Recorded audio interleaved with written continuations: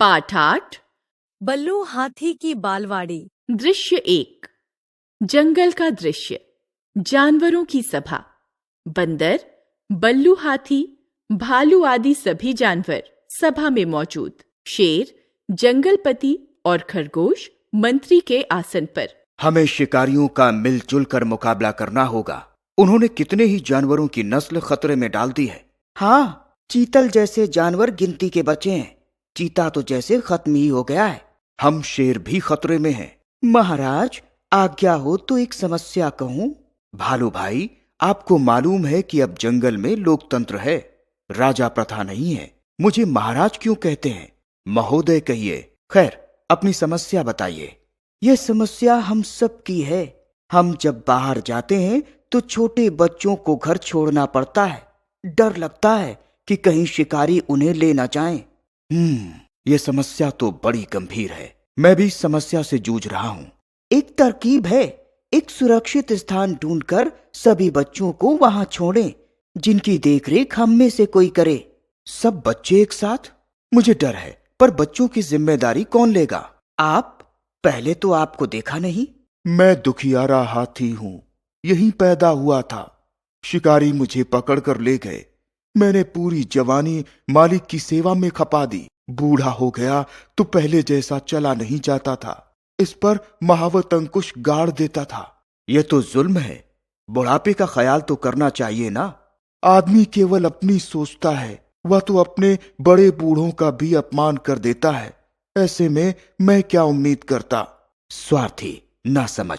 आदमी तो जंगल के पेड़ों तक को बेरहमी से काट डालता है। पेड़ खुद उसके लिए कितने जरूरी है, इसकी भी उसे परवाह नहीं। पर उसका बच्चा बहुत अच्छा था, मुझे प्यार करता था।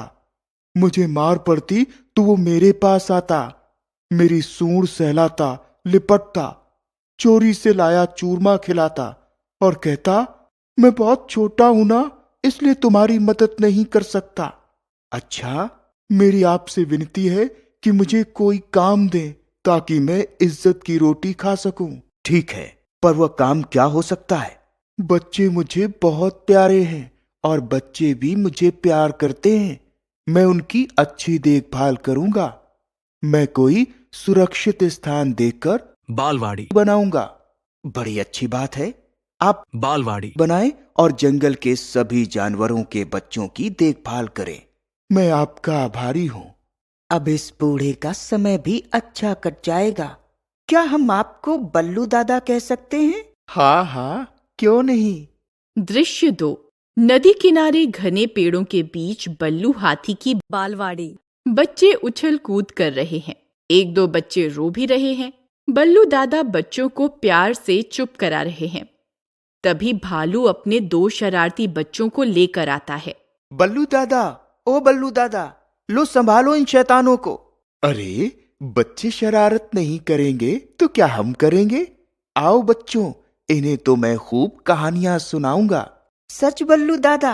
हाँ, पर सबसे पहले मैं तुम्हें एक मजेदार बात बताऊंगा। और कहानी? कहानी तो होगी ही।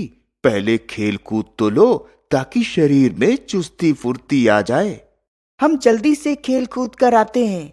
ठीक है। बच्चे खेलने चले जाते हैं। आओ बच्चों आओ, अब तो तुम खेल चुके होगे। मैंने एक गीत तैयार किया है। पर हमारी कहानी कब होगी बल्लू दादा? अच्छा, ये बताओ तुम्हें कैसी कहानी अच्छी लगती है? जो मजेदार हो। भाई, मैं तुम्हें आदमियों वाली कहानियां सुनाऊंगा। आदमी? हाँ, बड़ी मजेदार कहानी है। तुमने तो आदमी देखे नहीं, बड़े चालाक होते हैं। उनकी कहानियों के पात्र हम होते हैं। अच्छा? हाँ।